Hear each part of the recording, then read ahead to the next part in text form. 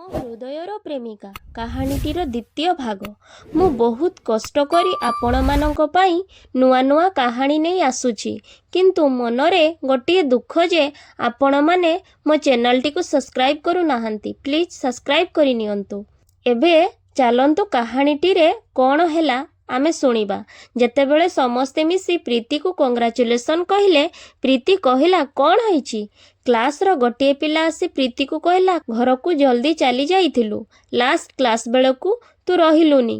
ତୁ ଜାଣିଛୁ, ଯୋଉ ଏକ୍ଜାମ୍ ଆମେ ଦେଇଥିଲେ ତାର ରେଜଲ୍ଟ ଆସିଗଲା। କାଲି ସାର୍ ଆମକୁ କହିଲେ ତୁ ପୁରା କ୍ଲାସ୍ରେ ଫାଷ୍ଟ ହେଇଛୁ, ଆଉ ପ୍ରେମ ସେକେଣ୍ଡ ହେଇଛି। ଏକଥା ଶୁଣି ପ୍ରୀତି ବହୁତ ଖୁସି ହେଇଗଲା। ପ୍ରୀତି ଫାଷ୍ଟ ହେବା କଥା ଶୁଣି ପ୍ରେମ ବହୁତ ଜୋରରେ ରାଗିଗଲା, ଆଉ ମନେ ମନେ ଭାବିଲା ପ୍ରୀତିକୁ ମୁଁ ମଜା ଚଖେଇବି। ପ୍ରେମ କ୍ଲାସ୍ରେ ଗୋଟେ କୁଇଜ୍ କମ୍ପିଟିସନ୍ ରଖିଥିଲା, ଆଉ ପୁରା କ୍ଲାସ୍ରେ କହିଲା କୁଇଜ୍ କମ୍ପିଟିସନ୍ ଅଛି, ସମସ୍ତେ ରେଡି ହୋଇଯାଅ। କମ୍ପିଟିସନ୍ ବିଷୟରେ ପ୍ରୀତିକୁ କିଛି ଜଣା ନଥିଲା, କାରଣ ପ୍ରୀତି ଲାଇବ୍ରେରୀରେ ପାଠ ପଢୁଥିଲା। କିନ୍ତୁ ଖୁସିକୁ କମ୍ପିଟିସନ୍ ବିଷୟରେ ଜଣାଥିଲା। ଖୁସି ଯାଇ ପ୍ରୀତିକୁ କହିଲା, ଜାଣିଛୁ ପ୍ରୀତି, ପ୍ରେମ କ୍ଲାସ୍ରେ ଆଜି କୁଇଜ୍ କମ୍ପିଟିସନ୍ ରଖିଛି। ପ୍ରୀତି ତ ପୁରା ସିଧା ସାଧା ଝିଅଟିଏ, ତାକୁ ପ୍ରେମର ଚାଲାକି ଜଣା ନଥିଲା। ପ୍ରୀତି ଖୁସିକୁ କହିଲା, କୁଇଜ୍ କମ୍ପିଟିସନ୍ କ'ଣ ପାଇଁ ରଖିଛି? ଖୁସି କହିଲା, ମୁଁ ବି ଜାଣିନି, ଚାଲ ଭାଗ ନେବା। ପ୍ରୀତି ପ୍ରଥମେ କହିଲା, ନାଇଁ ମୁଁ ଭାଗ ନେବିନି, ମୋତେ ଗୋଟେ ଏଣ୍ଟ୍ରାନ୍ସ ଦେବା ପାଇଁ ଅଛି, ତେଣୁ ମୁଁ ପଢୁଛି। ଖୁସି କହିଲା, ଚାଲ ନା। ପ୍ରୀତି ଖୁସିକୁ ମନା କରି ପାରିଲା ନାହିଁ। ସେମାନେ କ୍ଲାସରୁମ୍କୁ ଗଲେ। ପ୍ରେମ ପ୍ରୀତିକୁ ଦେଖି ବହୁତ ଖୁସି ହେଇଗଲା, କାରଣ ଯେଉଁ ପାଇଁ ସେ କମ୍ପିଟିସନ୍ଟି ରଖିଥିଲା ସେ ଏବେ ତା କମ୍ପିଟିସନ୍ଟି ସକ୍ସେସ୍ କରିପାରିବ। ପ୍ରେମ କମ୍ପିଟିସନ୍ ଆରମ୍ଭ କଲା। କମ୍ପିଟିସନ୍ରେ ଗୋଟେ ପାଖରେ ସେ ପ୍ରୀତିକୁ ରଖିଲା, ଆଉ ଅନ୍ୟ ପାଖରେ ସେ କ୍ଲାସ୍ର ସମସ୍ତ ଛାତ୍ରକୁ ରଖିଲା। ପ୍ରୀତି କିଛି ବୁଝିପାରିଲା ନାହିଁ। ସେ କହିଲା, ମୁଁ କ'ଣ ଏକୁଟିଆ ତୁମ ପ୍ରଶ୍ନର ଉତ୍ତର ଦେଇପାରିବି? ସେ ସମୟରେ ପ୍ରେମ କହିଲା, କ'ଣ ପାଇଁ ଦେଇପାରିବନି? ତମେ ପରା ପୁରା କ୍ଲାସ୍ରେ ଫାଷ୍ଟ ହେଇଛ, ତମେ କ'ଣ ଚିଟ୍ କରି ଫାଷ୍ଟ ହେଇଛ? ସମସ୍ତେ ଛାତ୍ର ପ୍ରେମର କଥା ଶୁଣି ହସିବାକୁ ଲାଗିଲେ। ପ୍ରକୃତରେ ପ୍ରେମ ପ୍ରୀତିକୁ ଅପମାନ ଦେବା ପାଇଁ ଏହି କୁଇଜ୍ ପ୍ରତିଯୋଗିତାଟି ରଖିଥିଲା। ଏହି କଥାଟି ପ୍ରୀତି ବୁଝିପାରିଲା। ପ୍ରୀତି ବି ମନେ ମନେ ଭାବିଲା, ମୁଁ ଯଦି ଏଠାରୁ ଚାଲିଯିବି ସମସ୍ତେ ଭାବିବେ ମୁଁ ଚିଟ୍ କରି ପାସ୍ କରିଛି। ତେଣୁ ପ୍ରୀତି କୁଇଜ୍ ପ୍ରତିଯୋଗିତାରେ ଭାଗ ନେବା ପାଇଁ ରାଜି ହେଇଗଲା। ପ୍ରେମ କ୍ୱେଶ୍ଚନ୍ ଗୁଡ଼ିକୁ ନିଜ ସିଲାବସ୍ରୁ ତିଆରି କରିନଥିଲା, ସେ ଆଉଟସାଇଡ୍ରୁ କ୍ୱେଶ୍ଚନ୍ ଗୁଡ଼ିକୁ ତିଆରି କରିଥିଲା। ପ୍ରେମ କିନ୍ତୁ ଜାଣିନଥିଲା କି ପ୍ରୀତି ଏଣ୍ଟ୍ରାନ୍ସ ପାଇଁ ରେଡି ହେଉଛି। ପ୍ରେମ ଗୋଟିଏ ପ୍ରଶ୍ନ ପ୍ରୀତିକୁ ପଚାରିଲା, ଯେଉଁ ପ୍ରଶ୍ନଟି କ୍ଲାସ୍ର କିଛି ପିଲା ଜାଣିଥିଲେ। ପ୍ରୀତି ପ୍ରଶ୍ନଟି ଶୁଣି କହିଲା, ଏ ପ୍ରଶ୍ନ ଗୁଡ଼ାକ ତ ଆମ ସିଲାବସ୍ରେ ନୁହେଁ। ସେ ବୁଝିପାରିଲା ଯେ କ୍ୱେଶ୍ଚନ୍ ଗୁଡ଼ିକୁ ବାହାରୁ ତିଆରି କରିଛି। ପ୍ରୀତି ପ୍ରଥମ ପ୍ରଶ୍ନର ଉତ୍ତରଟି ଦେଇଦେଲା। ପ୍ରେମ ରାଗିଗଲା। ସେ ଗୋଟିଏ ପରେ ଗୋଟିଏ ପ୍ରଶ୍ନ ପଚାରିବାକୁ ଲାଗିଲା। ପ୍ରୀତି ଗୋଟିଏ ପରେ ଗୋଟିଏ ପ୍ରଶ୍ନର ଉତ୍ତର ଦେଇ ଦେଉଥାଏ। ପ୍ରେମ ଲାଷ୍ଟରେ ଗୋଟିଏ ଏଭଳି ପ୍ରଶ୍ନ ପ୍ରୀତିକୁ ପଚାରିଲା କି ସେ ପ୍ରଶ୍ନର ଉତ୍ତର ପୁରା କ୍ଲାସ୍ର ଛାତ୍ରମାନେ ଜାଣିନଥିଲେ, ଏମିତିକି ପ୍ରେମକୁ ବି ଜଣା ନଥିଲା। ପ୍ରୀତି ପ୍ରଶ୍ନଟିକୁ ଖୁବ୍ ଭଲ ଭାବରେ ପ୍ରଥମେ ଶୁଣିଲା। ସେ କିଛି ସମୟ ଚୁପ୍ ରହିଗଲା।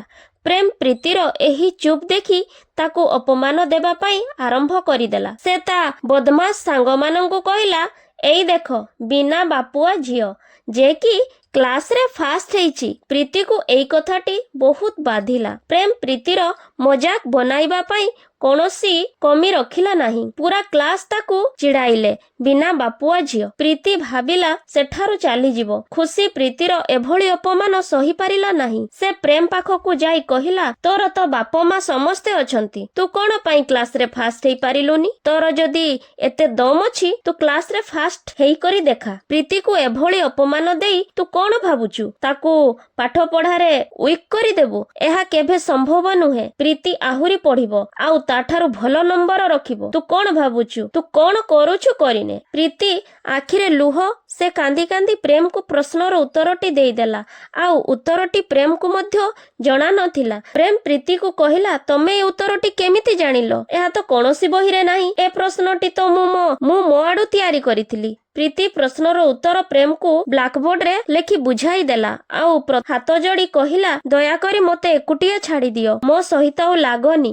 ପ୍ରୀତି ସେଠାରୁ ଚାଲିଗଲା। ଖୁସି ବି ପ୍ରୀତି ସହ ସେଠାରୁ ଚାଲିଗଲା। ପ୍ରେମ କିଛି ସମୟ ସେଠାରେ ଠିଆ ହୋଇ ରହିଗଲା। କିଛି ଭାବି ପାରିଲା ନାହିଁ। ଆର ଦିନ ପ୍ରୀତି ଯେତେବେଳେ କଲେଜ ଆସିଲା, ଦେଖେ ତ ସବୁ ପିଲା ପ୍ରୀତିକୁ ଦେଖି ହସୁଛନ୍ତି। ପ୍ରୀତି କିଛି ବୁଝିପାରିଲା ନାହିଁ। ସେ ଖୁସିକୁ ପଚାରିଲା, ଖୁସି କଣ ହୋଇଛି? ସମସ୍ତେ ଏମିତି ମୋତେ ଦେଖି ହସୁଛନ୍ତି। ଖୁସି କ୍ଲାସ ରୁମକୁ ପହଞ୍ଚିଲା। ଦେଖେ ତ ପ୍ରୀତିର ଚଷମା ବାଲା ଫଟୋଟି କାର୍ଟୁନ ଆକାରରେ ବନା ହୋଇଛି ଆଉ ଲେଖା ହୋଇଛି, ଚଶ୍ମିସ୍ ତୁ ଭଲ ପାଠ ପଢୁଛୁ। ଏଭଳି ବହୁତ ମଜାକ ଉଡାଇବା ଭଳି ଲେଖା ହେଇଛି। ପ୍ରୀତି ଜଲ୍ଦି ଯାଇ ବ୍ଲାକବୋର୍ଡରୁ ଏସବୁ ପୋଛି ଦେଲା ଆଉ ନିଜ ଜାଗାରେ ଯାଇ ବସି ପଡିଲା। ପ୍ରୀତି ତା ବହି ଖୋଲି ପଢୁଥାଏ। ସେ ସମୟରେ ସାର୍ ଆସିଲେ। ସାର୍ କହିଲେ, ଆନୁଆଲ ଫଙ୍କସନ ଆଗକୁ ଆସୁଛି, ସମସ୍ତେ କେଉଁଥିରେ ଭାଗ ନବ ନାମ ଦେଇଦବ। ଖୁସି ପ୍ରୀତିକୁ କହିଲା, ତୁ ଡ୍ୟାନ୍ସରେ ଆଉ ସଙ୍ଗରେ ତ ଭଲ ଅଛୁ, ତୁ ଭାଗ ନେ। ପ୍ରୀତି କହିଲା, ନାଇଁ ଖୁସି, ମୋତେ ଇଚ୍ଛା ନାହିଁ, ତୁ ଭାଗ ନେ। ଏମିତି ବି ମୋ ଏଣ୍ଟ୍ରାନ୍ସ ଆଗକୁ ପହଞ୍ଚିଲାନି, ମୁଁ ପଢିବି। ଏସବୁ ଟାଇମ ପାସ୍ କରି ମୋତେ କିଛି ମିଳିବନି, ମୋ ମନ ବି ଠିକ ନାହିଁ। ସେ ପ୍ରୀତିକୁ ବହୁତ ଜିଦ୍ କଲା, ଭାଗ ନେ ନା, କଣ ମୋତେ ସାଙ୍ଗ ମାନୁନାହୁଁ? ମାନୁଥିଲେ ତୁ ମୋ କଥା ମାନନ୍ତୁ। ପ୍ରୀତି କହିଲା, ତୁ ତ ଅଛୁ ଏଇ ଏତେ ବଡ କଲେଜରେ ମୋର ସବୁଠାରୁ ଭଲ ସାଙ୍ଗ। ଖୁସି କହିଲା, ତେବେ ତୁ ଭାଗ ନେ। ପ୍ରୀତି କହିଲା, ହଉ, ମୁଁ ଆଜି ଘରେ ଟିକେ ପ୍ରାକ୍ଟିସ କରିନିଏ, ତାପରେ ଭାଗ ନେବି। ଖୁସି କହିଲା, ଠିକ ଅଛି, ମୁଁ ବି ତୋ ଘରକୁ ଯିବି, ଏକା ସହ ପ୍ରାକ୍ଟିସ କରିବା। ପ୍ରୀତି ଖୁସି ହୋଇଗଲା। ଠିକ ଅଛି। ପ୍ରୀତି ଆଉ ଖୁସି ହସି ହସି କଥା ହଉଥିବା ସମୟରେ ପ୍ରେମ କ୍ଲାସରୁମକୁ ପହଞ୍ଚିଲା ଆଉ ପ୍ରୀତି ସହ ପ୍ରେମର ଦେଖା ଦେଖି ହୋଇଗଲା। ପ୍ରୀତି ମୁହଁ ତଳକୁ କରିନେଲା। ପ୍ରେମ ପ୍ରୀତିକୁ କହିଲା, କଣ ତମେ କୋଉଥିରେ ଭାଗ ନଉଛ? ପ୍ରୀତି ପ୍ରେମକୁ କିଛି ଉତ୍ତର ନ ଦେଇ ଖୁସି ସହ ଲାଇବ୍ରେରୀକୁ ଚାଲିଗଲା। ଖୁସିକୁ କିନ୍ତୁ ଲାଇବ୍ରେରୀରେ ଭଲ ନ ଲାଗେ। ଖୁସି ପ୍ରୀତିକୁ କହିଲା, ତୁ ଲାଇବ୍ରେରୀକୁ ଯା, ମୁଁ ତୋତେ ପରେ ଦେଖା କରୁଛି। ପ୍ରୀତି ଲାଇବ୍ରେରୀକୁ ଚାଲିଗଲା ଆଉ ସେଠାରେ ତାର ଏଣ୍ଟ୍ରାନ୍ସ ପାଇଁ ପଢିବାକୁ ଲାଗିଲା। ପ୍ରୀତି ମନେ ମନେ ଭାବୁଥାଏ, ଆଜି ପ୍ରେମ ମୋ ସହ ଏତେ ଭଲ କଥା କଣ ପାଇଁ ହେଲା? ତା ମନରେ ଆଉ କିଛି ଚାଲୁନି ତ? ଆପଣମାନେ କୁହନ୍ତୁ, ପ୍ରେମ ମନରେ ପ୍ରୀତିକୁ ନେଇ କଣ ଚାଲୁଥିବ? କାହାଣୀଟି ପସନ୍ଦ ଆସିଲେ ଲାଇକ୍, କମେଣ୍ଟ, ସେୟାର କରନ୍ତୁ। ଧନ୍ୟବାଦ।